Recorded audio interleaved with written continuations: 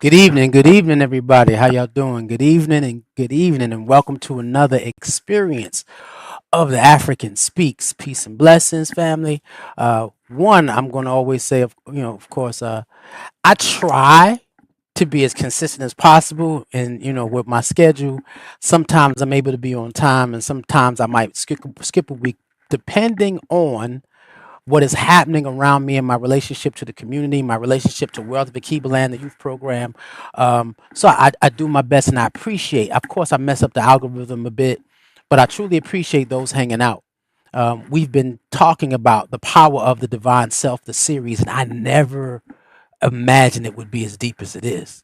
When you start going into what it entails and the magnitude of it, and then actually having friends and family who listen, who saying, bro, uh, I need help with this part aspect or that part aspect. Could you please speak on this or that? And then the having the ancestral downloads come to me. I'm deeply grateful to have uh, the ancestors open me up and to deliver this. And so now, we're on chapter 26. And so we're going to get there. But in that space, we know that we're talking about knowing thyself. This whole experience, this whole journey, this whole process is about knowing thyself. And we get into the meat and potatoes, everything. The meat and potatoes of all of it, because we had to go back and talk to the manifestation of when the Most High said, "Let us make man in our image." I had to take you all the way back there to get you to understand the true purpose of why you're here. Mm. God, experiencing God through God. Mm. Knowing yourself. Trust me, this thing gets deeper. And so, one of the things that we did previously was dealing in the chapter 22, and everything about this is about how to expand your understanding about chapter 22, how to expand your experience of chapter 22, because chapter 22 is when we took a step-by-step process of going inside ourselves, the pathway to the internal you, trying to go inside your own level of consciousness to understand who you are, whose you are, and why you're here. And what we did was, and it was just stage one, it was the first level. And in that first level, we said, hey, you got to find the state of peace, a state of peace on the outside, creating an experience around your house or well, in your environment where you can go internal. And then in that state of peace, we said we go internal. We went to the point where we interacted, engaged our ancestors.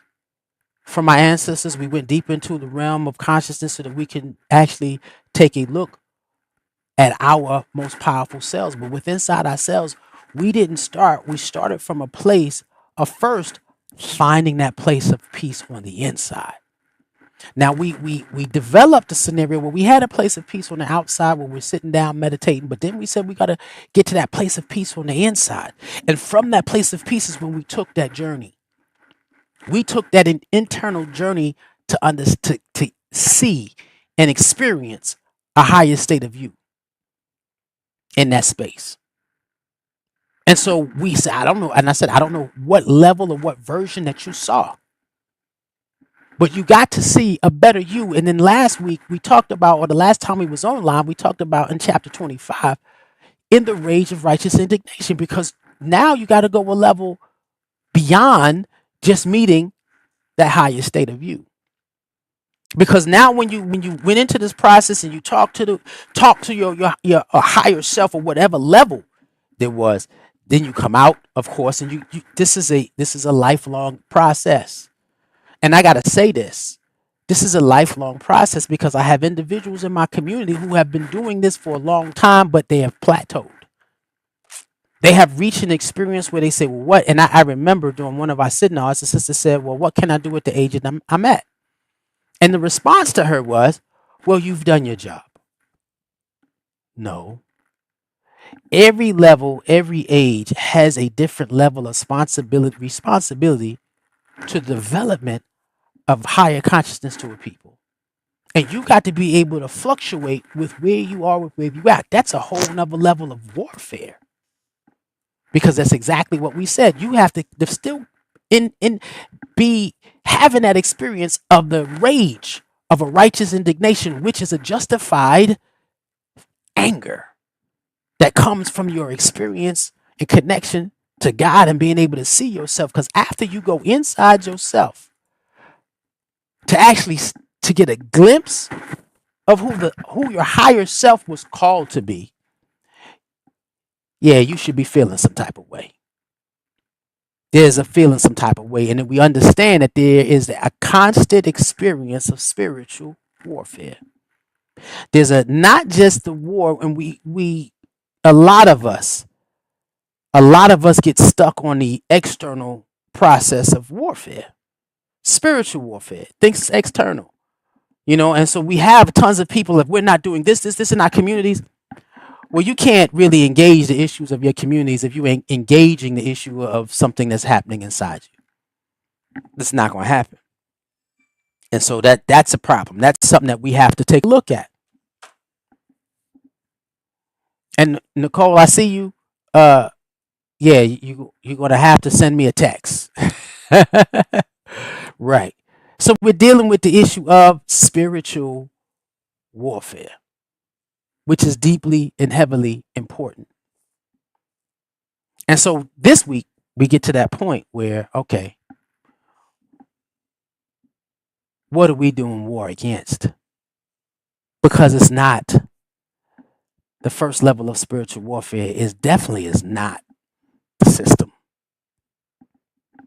And I know we have a whole conversation on almost every Sunday where we're discussing what Trump is doing, which is true.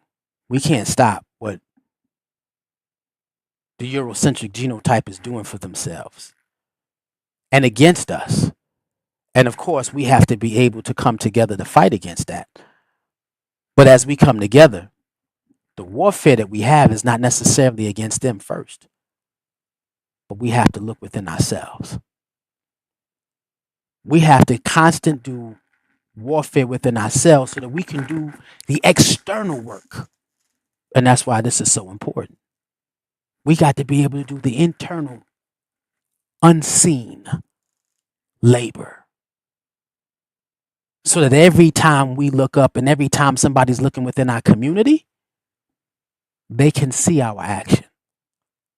I had a conversation with a sister the other day, and I said, I don't know what hopelessness feels like because I didn't grow up in the hood. You're not allowed to grow up where I grew up. You weren't allowed to be hopeless. I wasn't going to make it to this stage with a state of hopelessness. And so it was able to help me transition into that fight to being able to focus on that unseen warfare. And so I have to be, when they say you have to be the change you seek, who else is going to come from?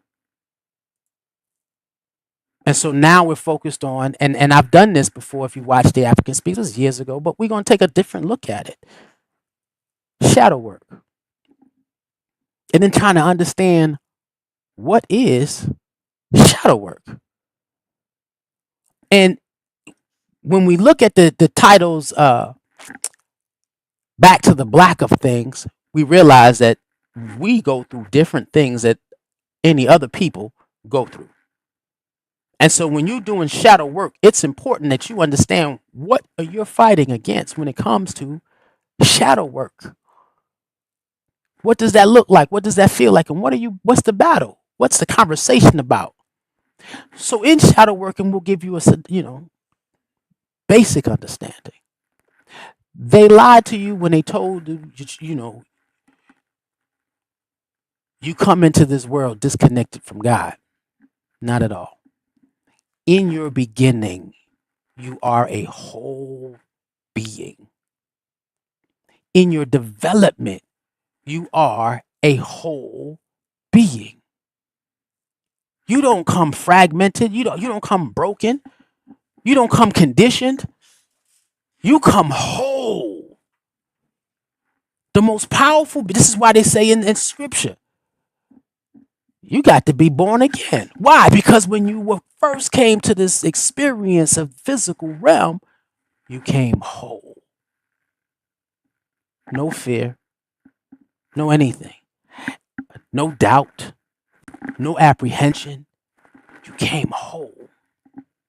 And somewhere along the line, in you becoming whole, because you are so dependent as an infant, you are codependent as an infant to everybody around you, and they bring you into the experience of socialization. What? Yeah. And so the ages of socialization, which is teaching you everything about you according to your environment. So of course you have your peers that you learn how to be, that you socialize. You have your siblings, right?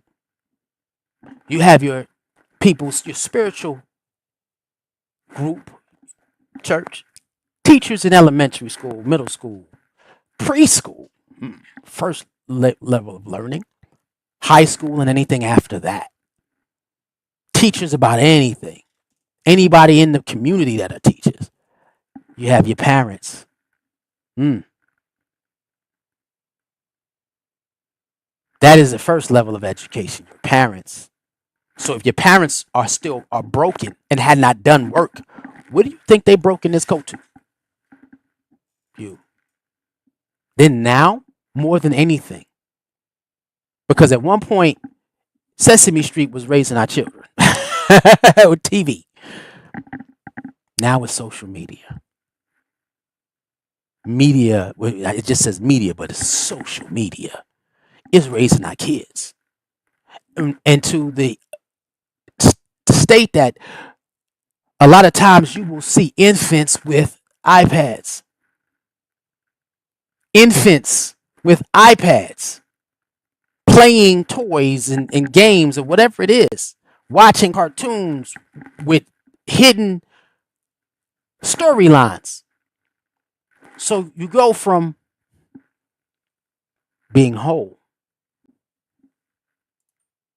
to being socialized. Now in here you deal with certain traumas, certain shortcomings, falsehoods in all of this. But then and I have individuals who have gone through the process of saying, I'm dealing with, I've dealt with the trauma of my mama or my daddy or whatever, you know. Yeah, and I had a female who I was talking to. I said, "Well, do you understand how socialization manifested before our parents? We're talking about for black people when you're dealing with getting back to the black of things. We said when we're going down this road of understanding the power, let me see if I could do this, dealing with the power of the divine self and trying to get to who we are in God, is what we're looking at. The unseen labor of shadow work. We get to that point where we're dealing with post traumatic slave syndrome here. Then you're dealing with the, the slave trade. Then you're dealing with colonialism. There's a lot a part of our psyche that we have to undo in order to understand and even start utilizing and getting to the power of the divine self. And shadow work is just is the beginning. When you first started, yeah, you are dealing with surface. But everything that you deal with in that state comes all the way back to this. You're like, yeah, if you don't deal with the post traumatic slave syndrome, if you're not going that far inside your experience, you're just still barely touching the surface. And then again, this is a lifetime battle. Why? Because we never escape this. We never escape the mechanisms of socialization until we can build institutions that are manifested on for the sake of our development. Institutions, not just your husband, Of course, the home is important, but the home is supposed to be, it's the microcosm of the macrocosm. It's supposed to be the community, the environment, the government. It's the small piece that is supposed to give us an image of what the large piece looks like. So we have to do that unseen work. We have to go inside. We have to get busy because, again, because of these situations, we came in the world whole. But once we started getting socialized, we started becoming fragmented. And some of us may not have any big traumas. Some of us may not have any major traumatic issues, but some of us have some major ones. So in that space, you still are fragmented. And what the job of the seeker, the spiritual seeker, is to get back to that point of being whole. And when you get back to that point of being whole, or that journey toward becoming whole again, is the shadow work. Now you get the understanding of the unseen labor. Because in that space of dealing with your fragmented self, now some of it in that process is getting to deal with the things that you don't know about yourself, but then some of it is not always negative. Dealing with shadow work is not always negative. Because the deeper you go inside yourself, the more you have as an opportunity to come across what is planted on the inside of you. And I do this for Worlds of Akibaland all the time. This is where we're trying to get you to.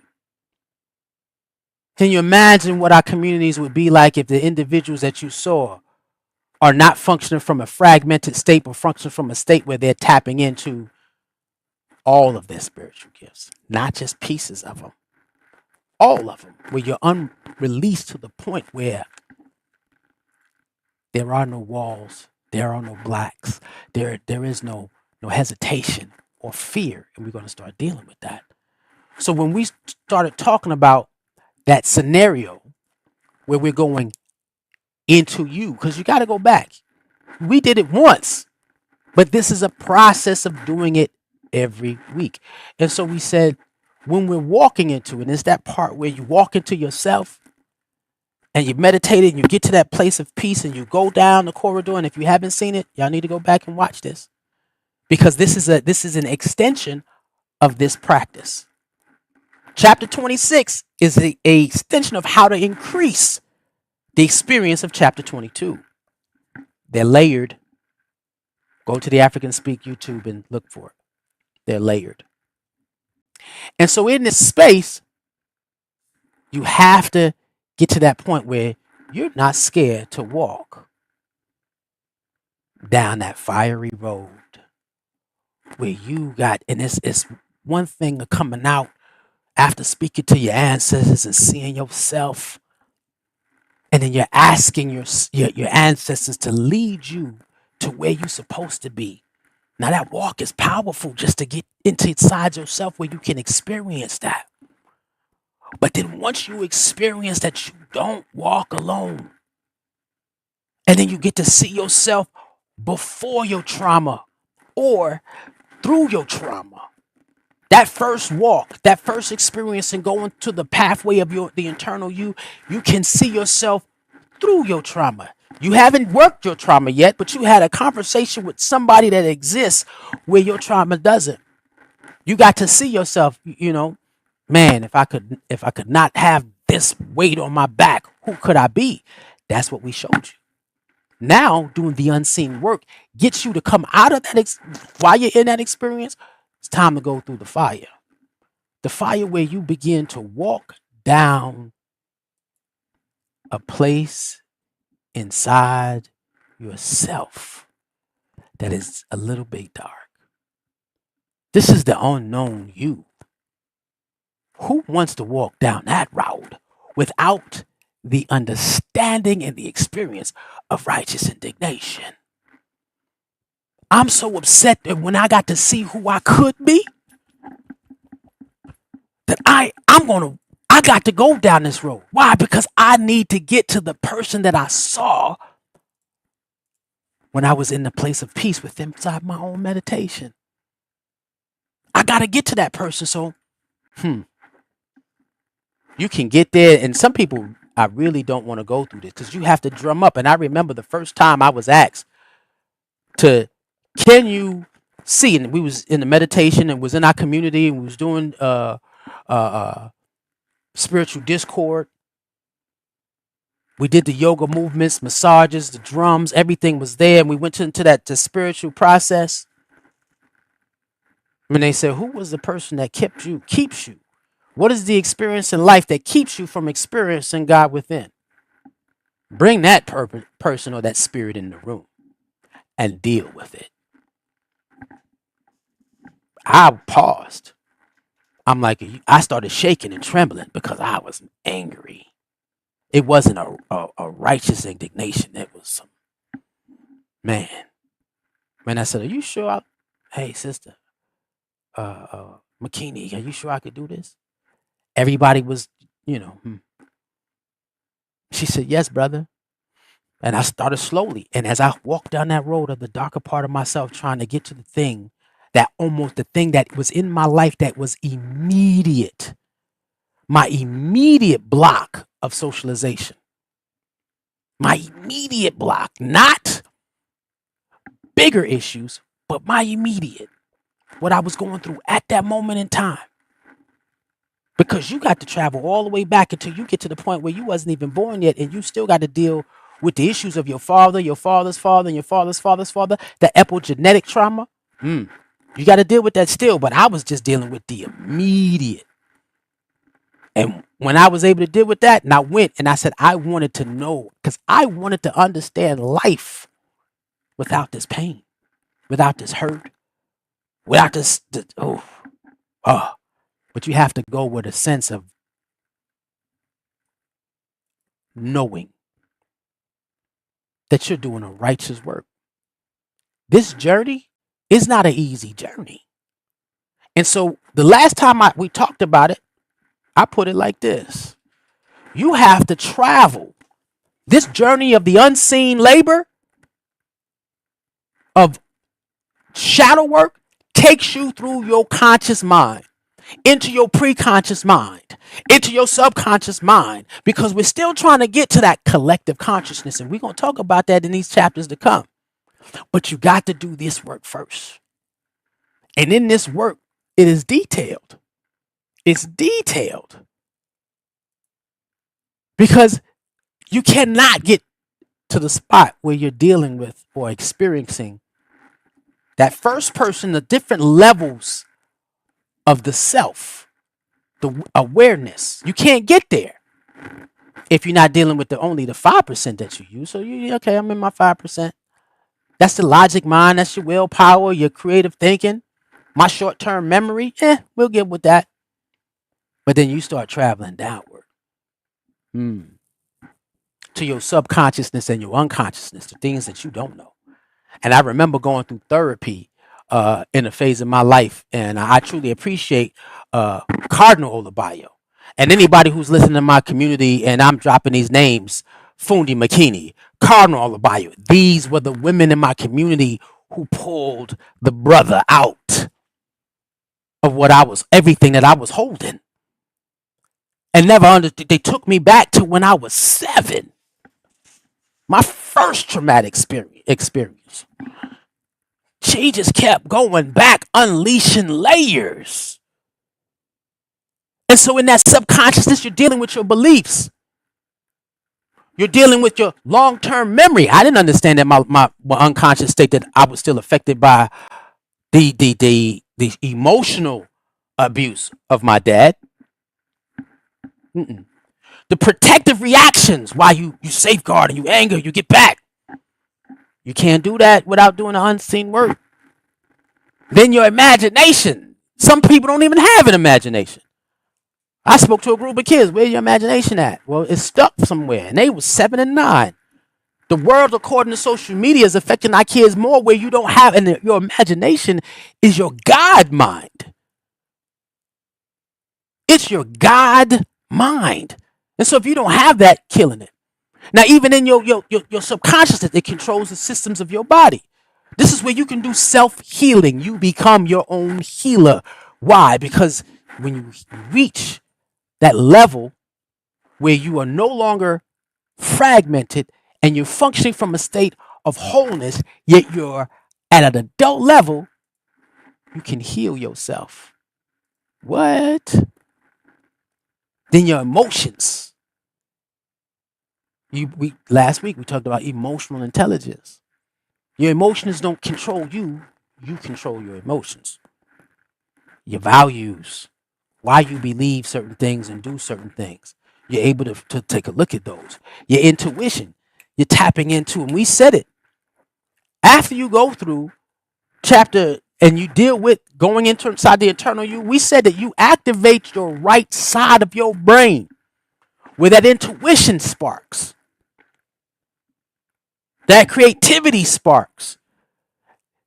The unseen labor opens up the epigenetic information that is in your bloodline for generations to generations from generations, and you become the ultimate you. You become the wisdom of everybody before you. That still takes time, though.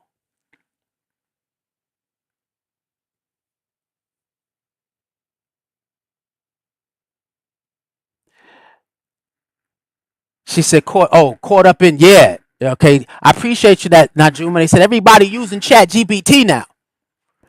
Right. And in that space of using Chat GPT, it said there's no challenge to think for yourself no more. They're taking away your ability to only have for you not to even create. This is what the danger of AI is going to do. So you got to be careful. Learn how to use technology. So that's where there's no adults now and kids now, no imagination. And even when they're going to school, they're talking about with the AI and people using AI to create essays. They have an AI search agent to tell whether or not it came from AI. Ain't that something? And then in this also journey of the unseen fear, when you're traveling down into your subconscious, you start dealing with your fears. Wait a minute, I came into this world whole. So what fear should I have? But you develop your fears because of your socialization. Ain't that something? And from that, you also notice your self image. Why don't we like being black? Why don't we like being African? Why don't we like our culture? Why don't we want to understand our history? Why don't we want to know our traditions? And what hesitation do we have diving into that? We can all around the world celebrate Juneteenth. All types of black people celebrate Juneteenth, but they don't sit down and embrace the culture. You can have a bunch of people celebrating Juneteenth, but the same people just celebrating Juneteenth is celebrating the 4th of July. But then when you get to that point, the best part of doing the shadow work is you get down to that space of your programming where you have the ability to reprogram yourself and get back to a whole being. We dealing with the power of the divine self. Because there's a lot of individuals who will embody the Afrocentric lifestyle, but never really dive deep inside themselves where they're correcting anything that takes them to a place where they truly manifest their divine self. So this is the conversation of the power of the divine self, not the power of the perfect slave, where you just focus on, you're using these. You have a lot of people who are dealing with these issues because we want to deal with generational wealth. Why? Because we want to live amongst a society that is corrupting our bloodline without building any institutions. They're not trying to get to this. Because when you understand and you take a shot at the unseen work, yeah, there's going to become some work to do. So now when you're dealing with the issue of, you know what, I'm not trying to live comfortably in a world that is destroying us. I'm trying to access something within inside myself so that I can affect the same experience on everybody around me. That's a whole different conversation. And so you're going deeper in. So in that space, when you know what you can gain from the unseen, if I can tap into the gifts of who I am, why am I not going to walk down that road to face the demons that are inside me? Either I can be what the world made me, or I can make an attempt to have an experience of the God within. What? What? So what choice are you making in this journey? This unseen labor is important. And by no means, if you're not, if you have a community, it's a process and a program. So when you're dealing with this, by no, you got to come with a sense of righteous indignation. You can't go down this road without a sense of righteous indignation. Why? Because you're trying to get to the God within you. So you got to come with all the tools. Excuse me. You got to come with the stones, the crystals. You got to come with prayer, meditation. You got to come with African dance, yoga, Tai Chi. You got to come, you got to bring it out. The conversations with your ancestors. You got to pull all the tools that the Creator has placed. This is why it's necessary to understand African culture, because we're trying to get back to what God has called us to be. And at one point in our lives, we were directly connected to the Creator until the genotype said, let's go into Africa and destroy all the ministers, all the teachings, all the mystery systems. Let's destroy it all and only leave the worker class. There were no leaders. There was nothing for us to even sit with. And ain't that something? But you got to use all your tools. You got to sit down, and even now, that's why calling on your ancestors is so important. All your tools. So it's your meditations, it's everything. People say, why y'all don't wear crosses? Because crosses is signification of death and sacrifice. No, we wear ankhs. If you're going to wear something that is spiritual, we're going to wear ankhs and other forms of spiritual paraphernalia that signifies something greater. And so you're also going to go talk to your ancestors. Why? Because I need y'all with me as I go inside myself. And where else are they going to exist but in my own DNA, epigenetics? We have all of them within us. It ain't something outside of ourselves. We're talking about accessing our DNA process. Our cellular makeup. I had to talk to a brother during World of Akib Land church service last week. We didn't live stream it because we're working on some things, some changes. And I said, as I pour in each one of you, I could slowly become immortal. And one brother, oh, you don't pour nothing in me. I'm my own person. I had to pause him. I said, nobody's their own person. I said, I'm going to break it down genetically. You are half your mother and half your father. Your mother and father are half, your father's half his mother and half his father.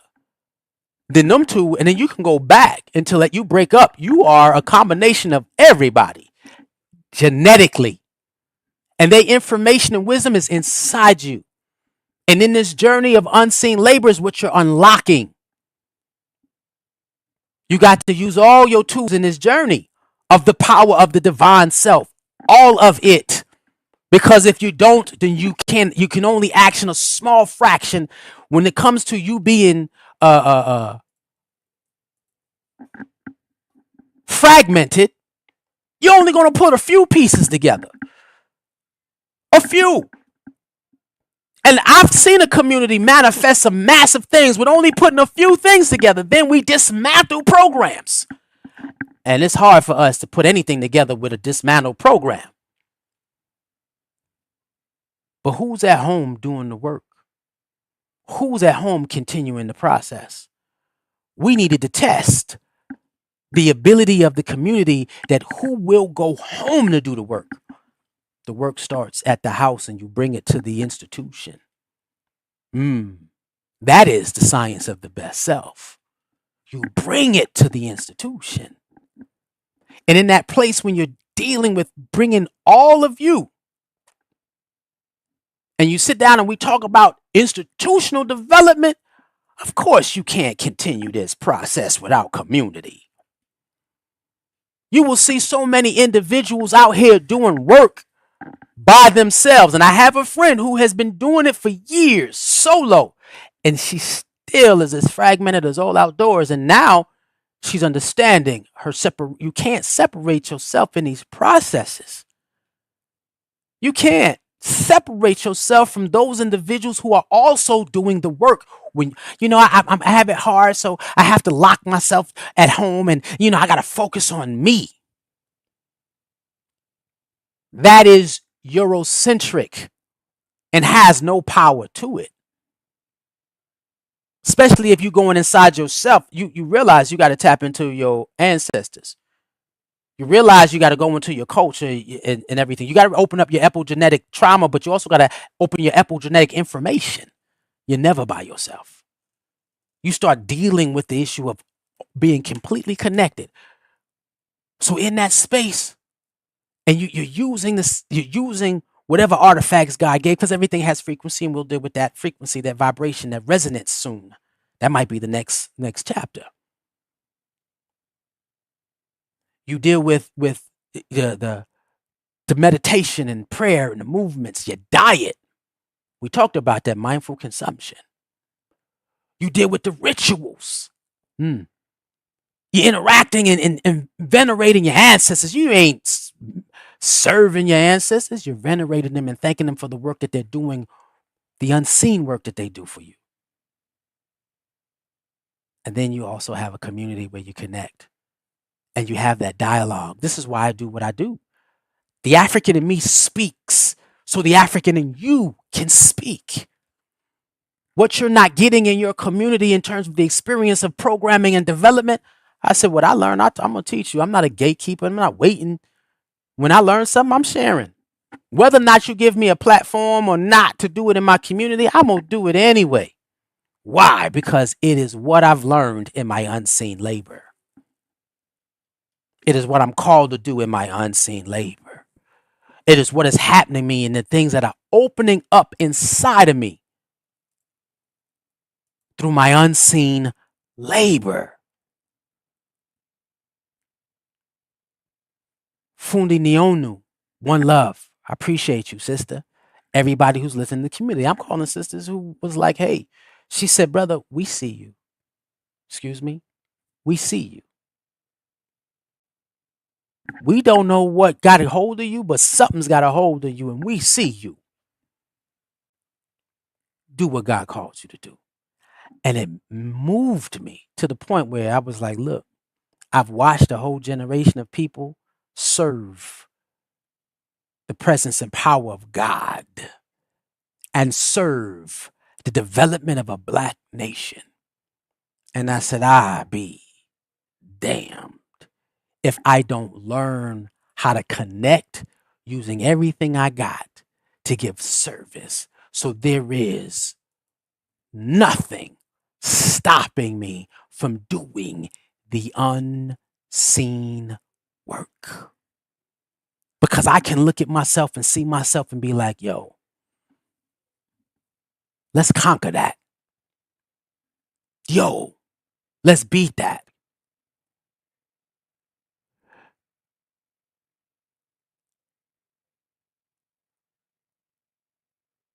So it's a great word, but few are confusing for me. Let me know what's confusing for you.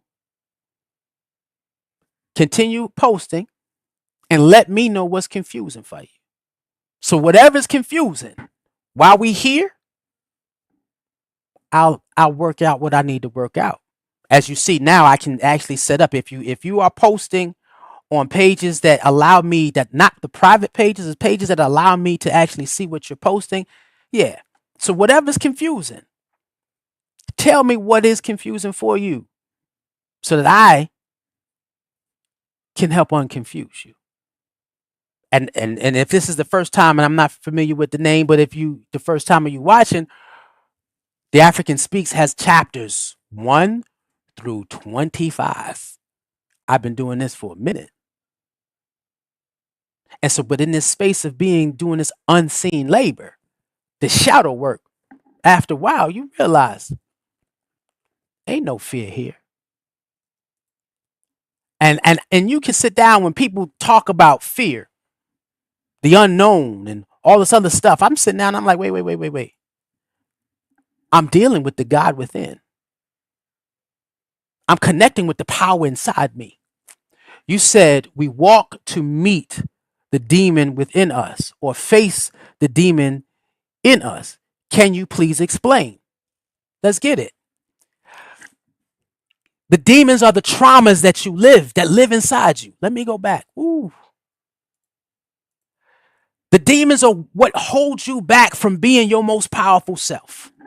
Some people deal with abandonment. Some people deal with drugs. Some people deal with pornography. What is keeping you from experiencing the power of God inside you? Some people was whipped, chained, and the demon inside us. The mark of slavery. You don't see yourself as equal as anybody else. So you don't fight or build or develop toward creating institutions of power that fit for ourselves. How do you not embrace?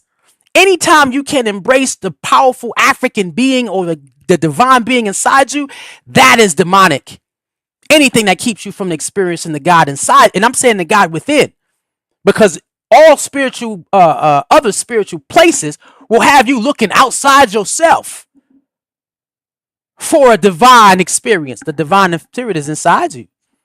Wait, when you sit down and we talk about, and we're going to get there in the later chapters, when you talk about going down through your state of consciousness till you get to the point where you find an experience of oneness.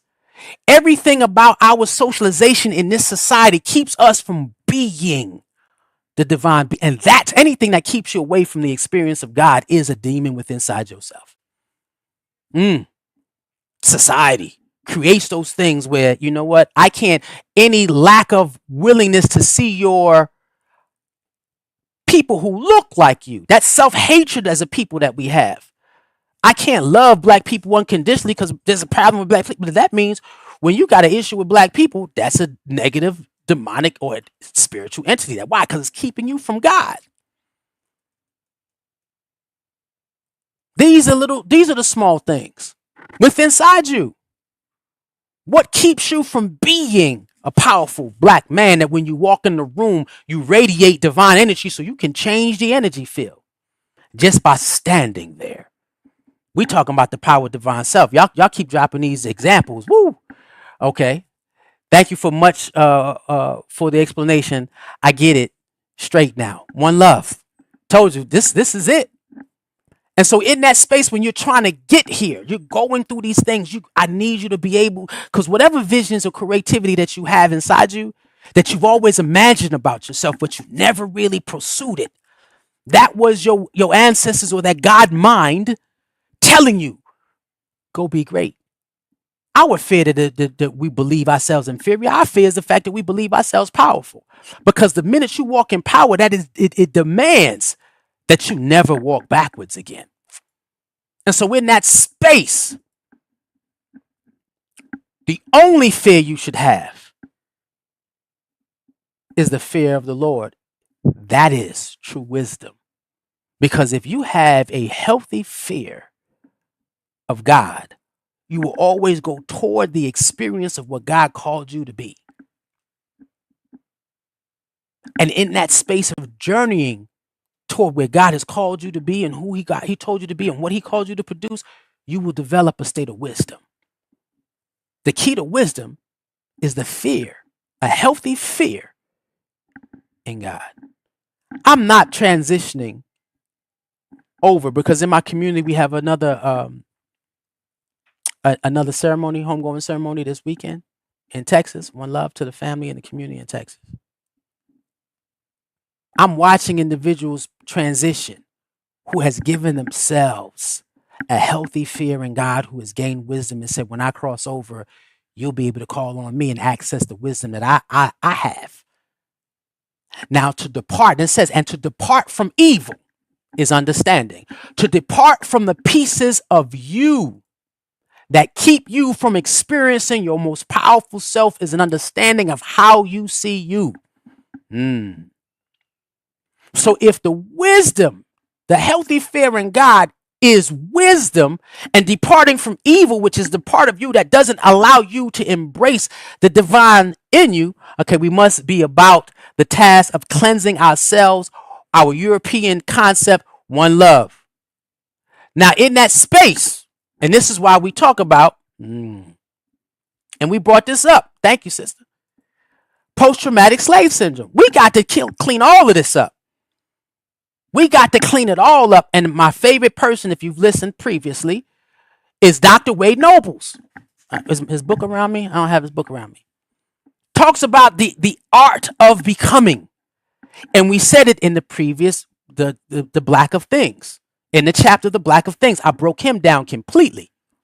Where you're going from Eurocentric psychology to a Black psychology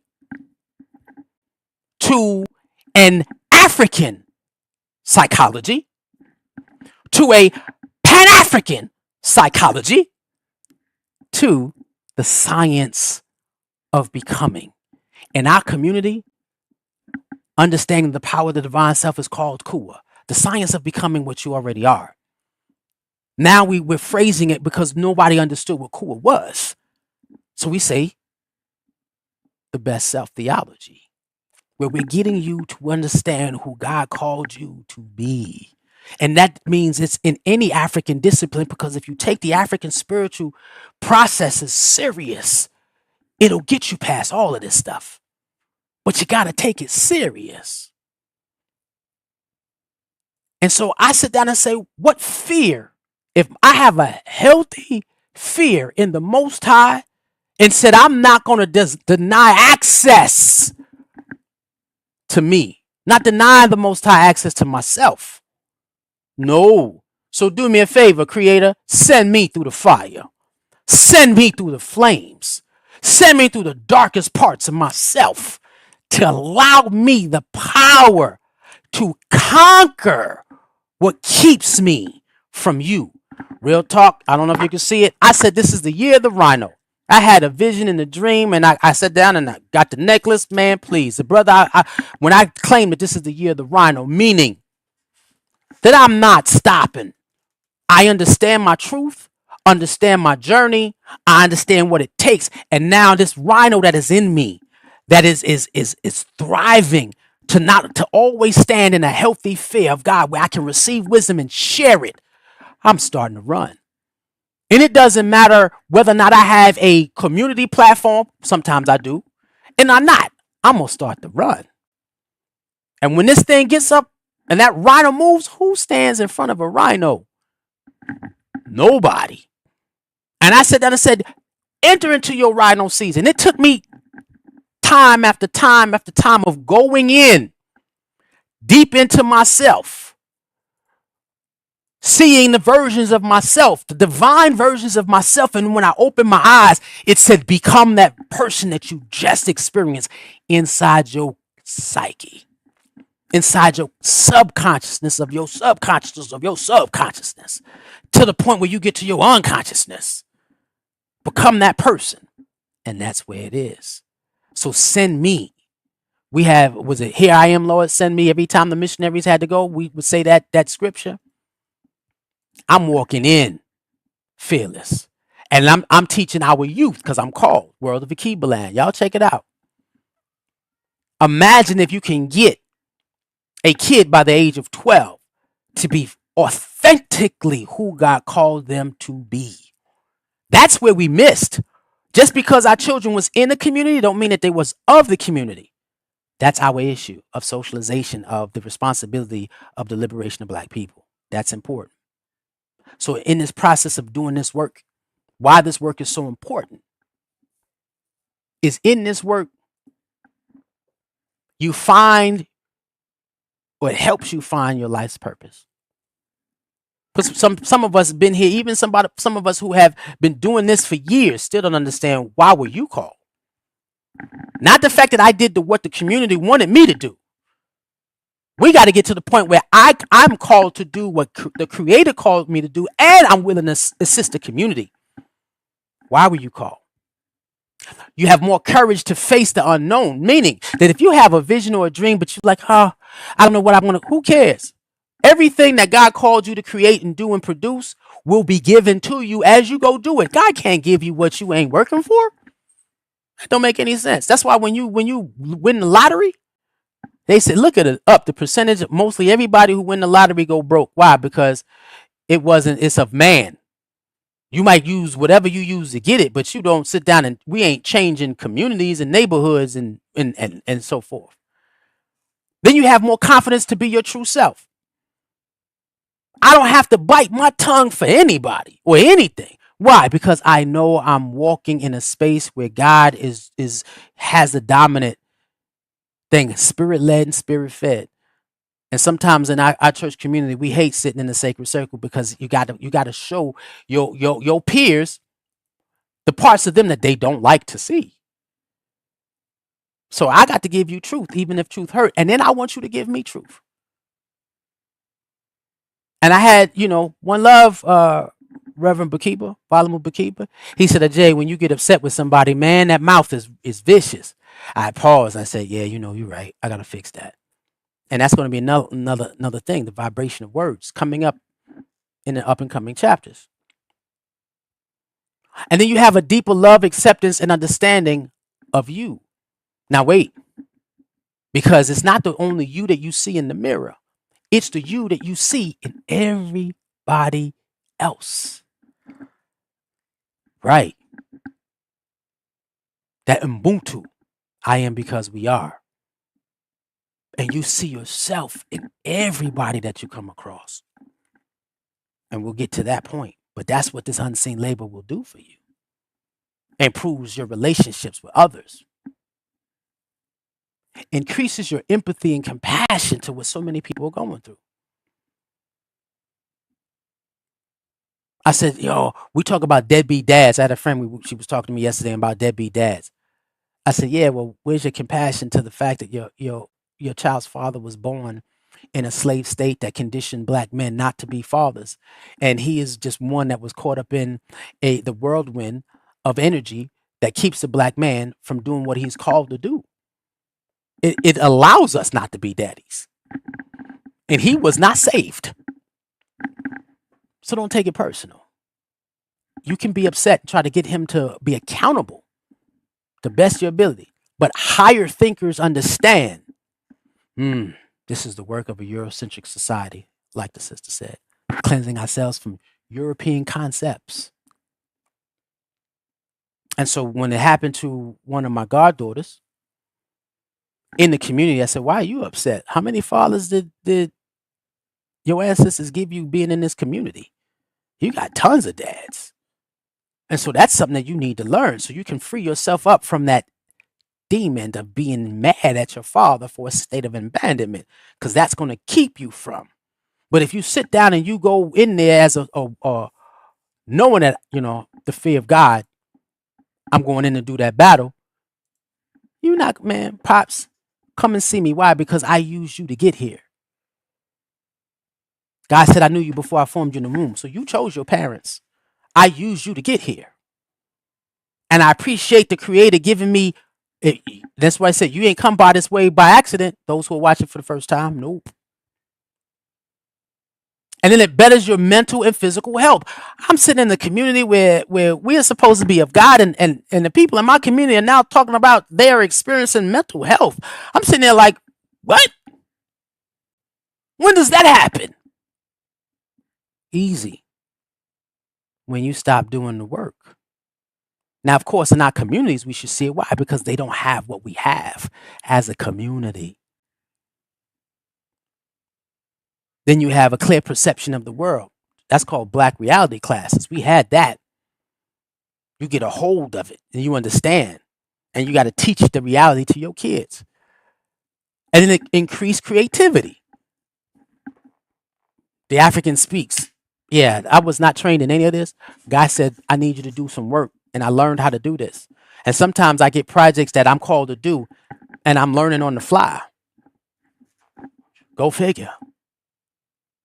The awareness of toxic patterns that you have, that you repeat, and you see them, these triggers, you see them inside yourself so you can instantly change behavior. Right here. When they said be the solution that you seek, you got to know your own triggers. And you got to take the power back with inside yourself. That is when you understand that I'm walking with a healthy fear because I seek in God, because I seek the wisdom of God to deal with the me so that God works through me even more. And it helps you find the root cause of whatever problems and traumas that you have and offset them. This work is important to this experience. And what I was watching in the process of Eurocentric individuals doing this work, because they're doing this work, they are literally studying African technology, spiritual technology, and they're serving it themselves. Or we came across and they're scientifically proving it. Scientifically proven how to go inside ourselves to reprogram ourselves. And look up Surfing the Wave, where they talk about brain waves and how by the age of 12, we are stuck in a beta state of survival using our lower three chakras. How do you access the heart, the throat, the third eye, and the crown chakra so that you're walking more from the spiritual aspect versus the physical survival?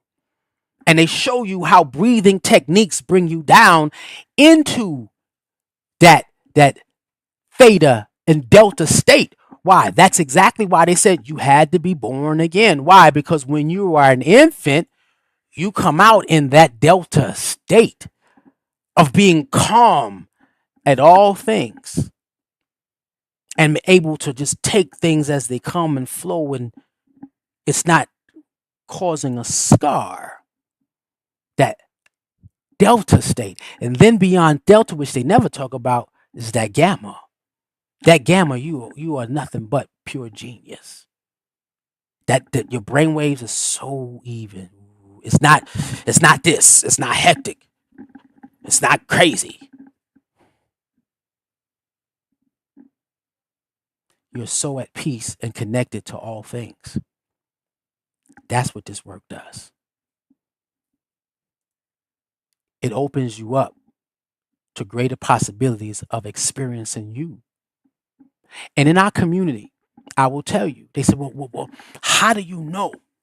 What are the things to do that keeps you in line with what the Creator is requiring us to become so that we can access more power of ourselves? We make it easy. At the PAOCC, Pan African Orthodox Christian Church, Shrine to the Black Madonna, we make it easy. We say, if it's good for the development of a black nation, it's of God. If it's not good for the development of black nation, it is European. What helps us become a people where our sovereignty is only to the Most High? And when you come out of this state, each time you meditate, each time each time you go inside, each time you do rituals, if you go inside and you're asking, lead me to an understanding of what I'm called here to do on behalf of the people that I'm called to. Then on behalf, because once we get it right, we fix humanity. Humanity won't change. They're talking about World War III. Humanity will not. We can cry about Trump all day.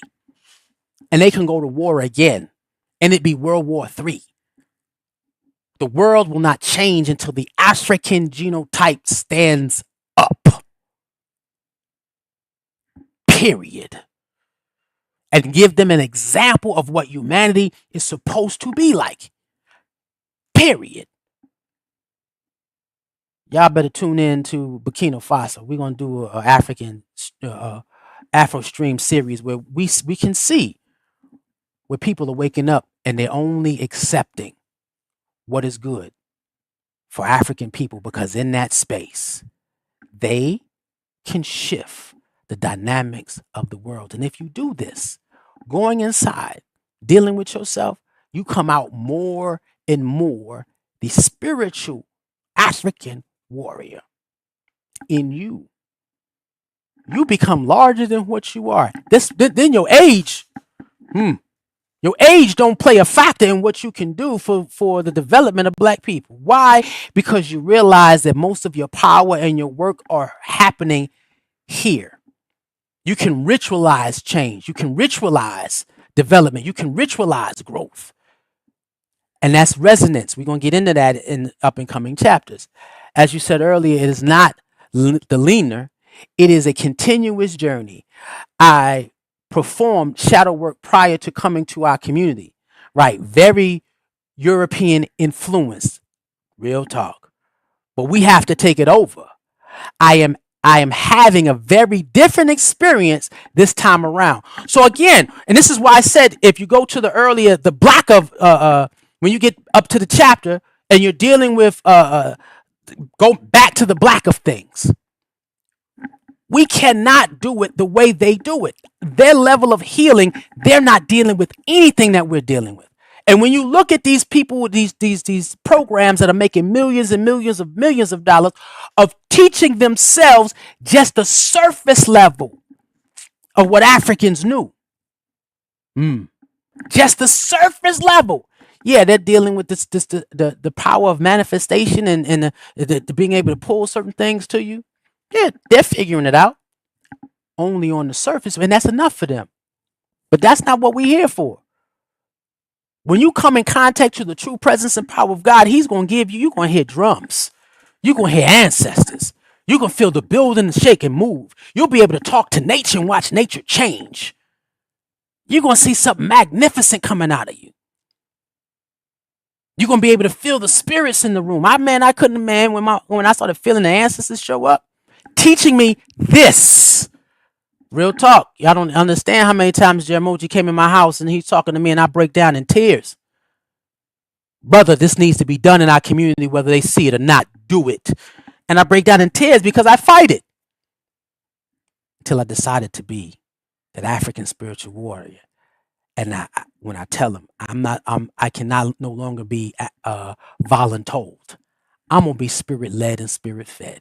When God says jump, I don't even ask how high. I just do it and He'll take me to the heights. It will take me to the heights that I'm supposed to be. If I'm just a seed to plant, then I'm going to just be a good seed and get planted. But what if this is spirit? Those who have been doing this for 50 years, how powerful is your word when you speak something to life? That's spiritual warrior.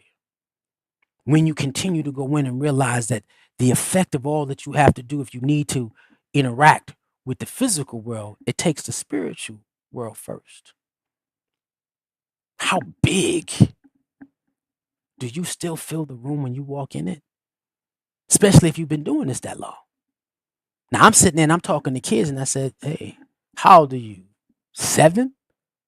So if I can get you to do this until you 20, how are you walking? How is it that you're not more powerful than the old people when you've been doing this since birth? What does your spiritual warrior look like? That's where we got to go. Because if we may not be the generation, we may or may not be the generation that see the world change. I can't say we not, because look at Burkina Faso. We may see it, we may not. We may not be the ones ushering it. That might be a hurt reality. But man, I'm telling you, every time after a ritual, the spiritual warrior in me gets larger. And in that space, when you're dealing with the ugly parts of you that keep you from experiencing the God within, or even when you get through that, the God within you, there is levels. I need you to look at the 10, Levels of consciousness are part of this chapter, a part of this series. When you get to that, there are levels to this thing. You keep going in until you reach the highest level, which is the messianic thinking, the messianic being inside of you. We're gonna get to that. But I want to break it down to the simplest forms where we can have these conversations. We're gonna get to that. Because every time you come out, you walk into a state of peace. There's this reflection that you see where you look inside of your eyes and you look in the eyes of others and you see the divinity in all of it. That spiritual warrior in you can look past. You could even begin to see the blocks in people when you start looking at people. Oh, you have a digestion. I had a sister one time say, "Hey, brother, you got a digestion issue." What? You got a digestion issue. I can see there's a block in this area. Start eating apricots before you eat to help you digest. She wasn't lying. Then you have individuals, you don't speak your truth. Going in after a while, your truth comes to you, your fearlessness comes through.